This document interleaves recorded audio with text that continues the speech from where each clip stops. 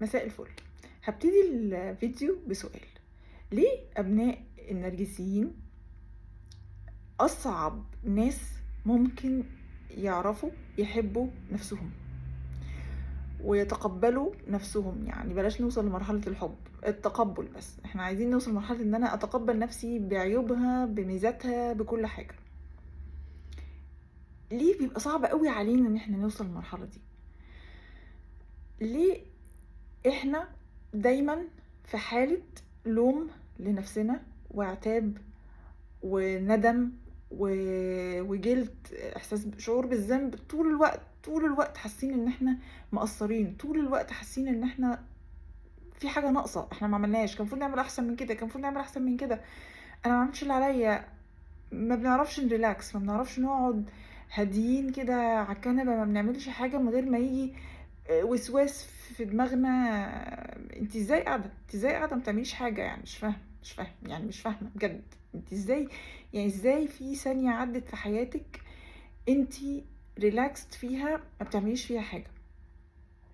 وعلى فكره يمكن اغلبنا، او يمكن يعني اللي انا عارفاه، ان احنا ممكن نكون بننام كتير او بنحب النوم قوي. ليه؟ لان النوم اكسكيوز، يعني عذر جميل ان انا ارتاح.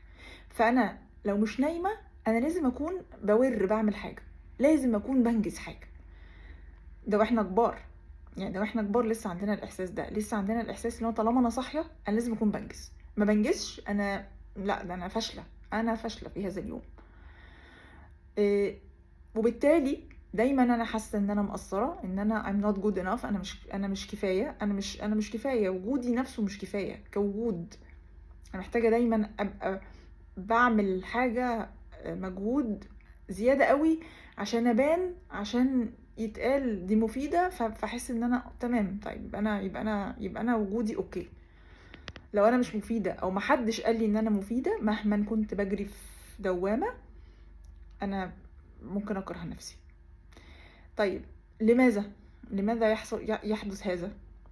هقول لكم: لان احنا من واحنا بيبيهات خالص كان دايما بيتقال لنا ان احنا عشان نبقى شطار ومحبوبين، ده لو جالنا شوية حب يعني، او شوية اللي بيمثلونا نرجسيين انه حب، عشان يحصل كده لازم اكون عملت تفوقت في حاجة معينة، انجزت حاجة معينة، خلصت حاجة، رتبت حاجة، نظفت حاجة، درست حاجة، جبت درجة حلوة في حاجة، سمعت الكلام.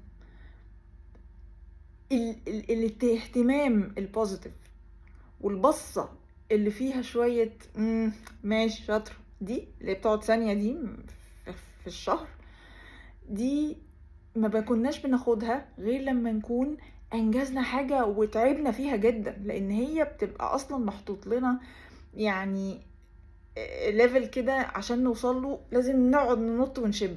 يعني عشان انجز انا لازم اقعد اعمل مجهود كبير كبير كبير كبير كبير قوي، اعلى من طاقتي بكتير، عشان بس يتقال لي يا برافو والله ماشي تمام.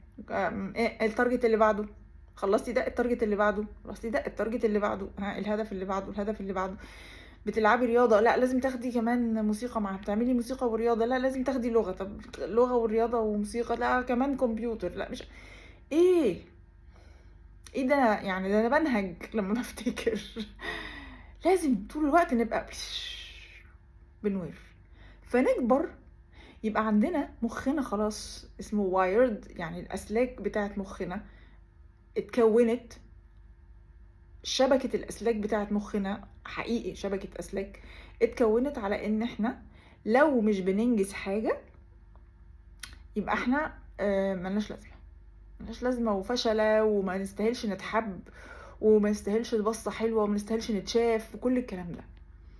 طيب هل في بني آدم على وش الأرض يقدر يفضل طول ما هو صاحي ينجز؟ ده ولا الروبوتس؟ ده الروبوتس بتهنج، بنعمل لها ريستارت ولازم نعمل لها شات داون. الكمبيوترز بيقولك لازم تقفله شويه عشان يريح لانه سخن من كتر البروسيسنج. البروسيسور اللي هو بياخد المعلومات وبيطلعها على الشاشه. طب احنا عندنا كمان بروسيسور ينفع اقعد احرق فيه كده طول اليوم عشان لمجرد ان انا احس ان انا انجزت، او ان انا بني ادم استاهل اعيش اصلا. مبدئيا احنا نستاهل نعيش عشان ربنا لسه دابب فينا النفس. طالما ربنا يعني قدرته ومشيئته ان احنا لسه نكون بنتنفس النهارده، يبقى هو شايف ان احنا نستاهل نعيش. طيب ازاي نطلع من دايرة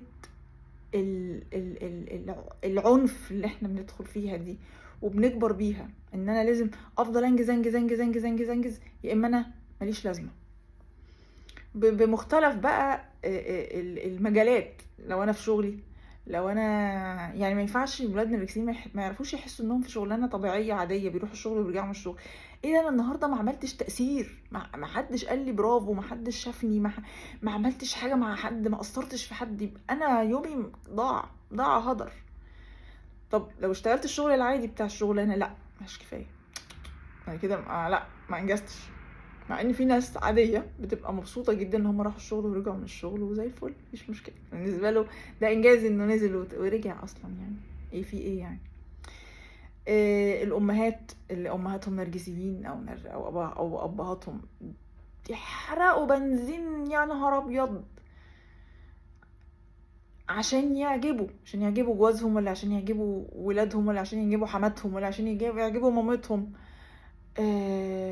حرق حرق حرق حرق، وفي الاخر يعني الولاد هيطلعوا زي ما ربنا برضو يريد، يعني مفيش مشكله. ومحدش بيقول لهم شكرا، بالعكس ممكن يقول لهم ايه ده ملبساه كده ليه يا اختي، عاملاه كده ليه ما وديتيهوش التمرين النهارده، كنت تعبانه مثلا قاعده بظهري ما ازاي طيب يعني ده كلام، فوتي التمرين تحرق انتي، ايه المشكله. فدايما واخدين كل حاجه على اعصابنا، ودايما واخدين كل حاجه على جسمنا، محملينه فوق طاقته. ولذلك الانهيارات بتاعتنا الجسديه بتبقى عنيفه، بتبقى وقعت مثلا مرض اوتو اميون، مرض اللي هو مناعي، يلا كده، لان الجسم بيبقى شال كتير مش قادر يتحمل، ولازم وبيجيله لحظه انفجار. عايزين نتعود نرجع نعمل برمجه لعقلنا تاني الباطن، نحاول نبرمجه على قد ما نقدر ان احنا نستاهل ان احنا نبقى عايشين. مبدئيا نستاهل ان احنا نبقى بناخد بريك في النص. فلما تاخدوا بريك تقعدوا تريحوا، لاحظوا الافكار اللي بتيجي اول خطوة في طريق التعافي والشفاء، هو ان انا ابعد واشوف، ابعد وابص من بعيد كده، هو انا ايه اللي بيحصل لي، كأني حد من بره جاي بيراجع بيراجع ورايا، او بيراقب. خلينا نقول يعني دور المراقب او دور الاوبزرفر. اوبا امسك، اهو شفتي بتفكري في ايه دلوقتي، شفتي اهو. انا محتاجه ابقى واخده الدور ده مع نفسي عشان القط الافكار اللي بتجيلي في دماغي، اللي هي مش افكاري اصلا، وعمري ما ومستحيل اكون اتولدت بيها. انا الافكار دي اتحطت لي من كتر ما انا اتضغطت واتحطيت في الموقف ده، فبقت بالنسبه لي ده الاوتوماتيك ثوت. الفكره اللي بتجيلي اوتوماتيك ان انت قاعده مرتاحه، اذا انت فاشله كروس لانك ما انجزتيش حاجه. يبقى انا لازم اول حاجه لما اخد بريك من حاجه، اولا اراقب نفسي كويس قوي، اسال نفسي كل شويه تعبتي، انت تعبتي؟ لو تعبتي ريحي. طب هريح، هتجيلي بقى ايه فكره، يا فاشله قومي، يا فاشله ما لسه ما طبختيش، يا فاشله لسه ما نزلتيش تجيبي اللي مش عارفه من ايه، يا فاشله ما خدتيش العيال وديتي، يا فاشله ما رحتيش الشغل النهارده، يخرب عقلك خدتي اجازه، انت مجرمه ولا ايه؟ يعني يبقى عندنا مثلا 30 يوم اجازه ولا 20 يوم اجازه، ونيجي ناخد يوم اجازه نبقى بنبرر لخلق الله كلهم احنا واخدين اجازه ليه، للمدير وللغفير وللحما معلش يا جماعه انا هاخد اجازه بكره عشان بس اصلي ورايا، اصلي تعب. اجازتي هاخدها، ايه المشكله، لازم اقعد ابرر؟ عشان انا بنت نرجسيين. ده مش غلطه فينا، ده البروجرام بتاعنا. بس احنا محتاجين يبقى عندنا زي ما بقول الكلمه اللي بحب اقولها جدا، وعي باللي احنا فيه، عشان اول ما يبقى عندي وعي نص المشكله بيتحل. طب النص التاني اني اغيرها حته حته، بالراحه على نفسي برضو. مش هينفع كل حاجه تتغير مره واحده، مش هينفع كل حاجه امسك حاجه تغيرها 100% في يومين. واحده واحده. لازم الاول اراقب افكاري وراقب جسمي، راقبه. ها تعبت، هنقعد. طب قعدنا، جت الفكره، الفشل ده، انت قاعده بتعملي ايه؟ قاعده عشان برتاح. كأن حد بيكرهك بيكلمك وانتي بتردي بتدافعي. مخنا اكيد ما بيكرهناش، بس هو بيدافع عننا. بيدافع عننا ضد ايه؟ ضد نتهزق. ما هو انا لو قعدت ارتحت هتهزق، ده اللي انا متعوده عليه. امي هتيجي تديني كلمتين في وشي او ابويا.